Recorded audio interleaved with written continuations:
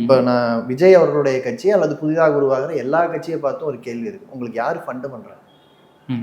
உங்களுக்கு ஃபண்டு பண்றவங்களோட நோக்கம் என்ன?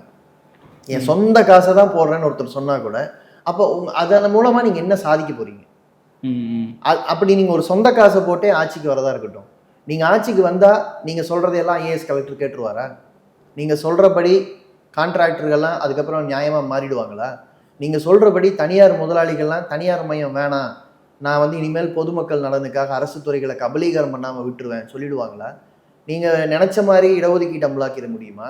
நீங்க நினைச்ச மாதிரி சாதிய பிரச்சனைகளுக்கு எதிராக போலீஸை வந்து பார்ஷியல் பார்க்காம நில்லு அப்படின்னு சொல்லிட முடியுமா? அப்போ இங்க வேற யாரோ அதிகாரம் செலுத்துறாங்க, அதையும் சேர்த்து பேசினாதான் வெறுமனே தேர்தலில் நம்ம ஆட்சியில தேர்ந்தெடுக்கிறவங்க மட்டும் அதிகாரம் செலுத்தல அப்படிங்கிறது தெரியும். தேர்தல் முறை நாம நினைக்கிறவங்களை தேர்ந்தெடுக்கிற விதமாகவும் இல்லை அப்படிங்கிற யதார்த்தம் புரியும். உலகத்து முழுக்க மாற்று அரசியல் என்ன நடந்திருக்குன்னு நம்ம பார்த்தாதான் இங்க நடக்கிறது மாற்றான்னு நமக்கு தெரியும். இப்போ உதாரணத்துக்கு வரலாற்றையே புரட்டி போட்ட மாற்றங்கள் அப்படிங்கிறத எடுத்து பார்க்கணும். ரொம்ப பழசுக்கு நான் போல, இப்போ சமீபத்துல ரொம்ப கியூபாவோ வியட்நாமோ எடுத்துக்கலாம்.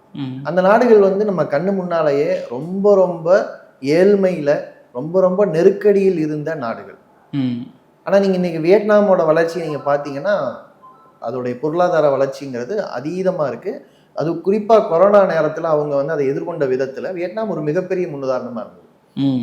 அது எப்படி சாத்தியம்? அங்க என்ன, அங்க யாராவது நடிகர் ஆட்சிக்கு வந்திருக்காரா, இல்ல அங்க ஏதாவது முக்கியமான அரசியல் தலைவர் பேராவது நமக்கு தெரியுமா? அப்படியே நீங்க இந்த பக்கம் கியூபா எடுத்துக்கிட்டீங்கன்னா அங்க வந்து பணமா பெரிய மாற்றம் நீங்க பார்க்க முடியாது. அந்த ஊருக்கு போனீங்கன்னா பெரிய சாலைகள் அப்படியெல்லாம் நம்ம பெருசா சொல்ல முடியாது. ஆனா ஒவ்வொரு குடும்பத்திலும் எல்லாரும் படிச்சவங்க, போதுமான எண்ணிக்கையில மருத்துவர்கள். வேற நாட்டுல குழந்தைங்க வறுமையால சாகும்போது, நோயால சாகும்போது முன்னணி படையா மருத்துவர்களை அனுப்பி வைக்கிறது கியூபா. கொரோனாவுக்கான மருந்து கண்டுபிடிக்கிறதுல கூட முன்னணியில் இருந்தது கியூபா.